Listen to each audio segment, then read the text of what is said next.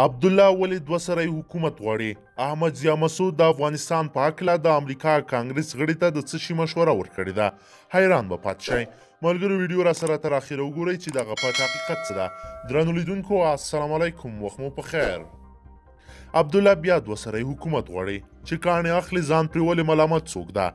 عبدالله او ډله یې اخته ده چې افغانستان خرڅ کړي.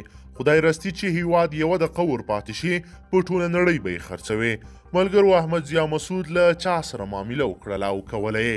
په یو تازه خبر کې ګومارټ د امریکا د کانګرس پخوانی غړی وایي احمد ضیا مسعود په ګډون د شمالي ټلوالي مشرانو موږ ته څو ځلې وویلې چې تاسو نشئ کولی د ټول عمر لپاره په افغانستان کې پاتې شئ، یوه ورځ باید لاړ شئ.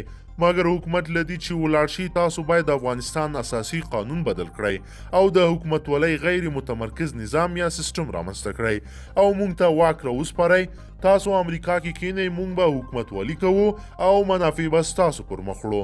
عبدالله او ډله یې په دې هڅه کې ده چې ولسمشر اشرف غني که په هر صورت وي له صحنې لرې او ورکې کړي، نظام به دوی ته پاتې شي او د امریکا په مرسته شته جمهوري نظام به په صدارتي نظام واړوي او بیا نو رایه پارلمان ورکوي او پارلمان د دوی له خلکو ډک ده. په ډېرې اسانۍ سره به صدراعظم کیږي او بیا یې چې څه زړه غواړي هغه به کیږي او چا نه چې مرسته غوښتي د هغوی غوښتنې او د هغوی منافع به په ډېرې اسانۍ سره پر مخ بیایي. ګومارټ زیاتوي ما مسعود ته ویلي چې څنګه به وکړی شو ستاسې دولت دې ته راضي کړو چې اساسي قانون بدل کړي. په ځواب کې مسعود ویلې تاسو د دولت لپاره تر ټولو ډیره مرسته ورکوونکي یاست او تاسو کولی شئ دا بدلون راوړئ.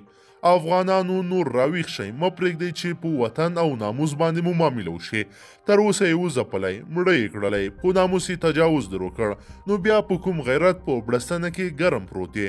خپل دښمن دې راوتی او تر امریکا اړیکې غځوي چې ستا کور بیا ړنګ کړي او ته ویده. تر کومه به ویده؟ دا وطن میرویس خان غوندې ځوانانو ته اړتیا لري. حق اخیستل کیږي، غوښتل کیږي نه. حق دی، مال دی، بودیجه او پیسې دی په یو څو نفرو منځ کې تقسیمیږي. په وطن د معاملې روانې دي، راویښ شه او مبارزه وکړه. قدرمنو لیدونکو تاسو د احمد ضیا مسعود او د شمالي ټلوالي په هکله څه نظر لرئ؟ له موږ سره حتما په کمنټ کې پرېږدئ. که چیرې غواړئ چې ورته تازه او مهمو پیښو څخه ځان ډېر ژر او په لنډو کې خبر کړئ، زموږ چینل د سره سبسکرایب کړئ او ویډیو د سره حتما لایک کړئ. تر بلې ویډیو مو په لوی رب سپارمه.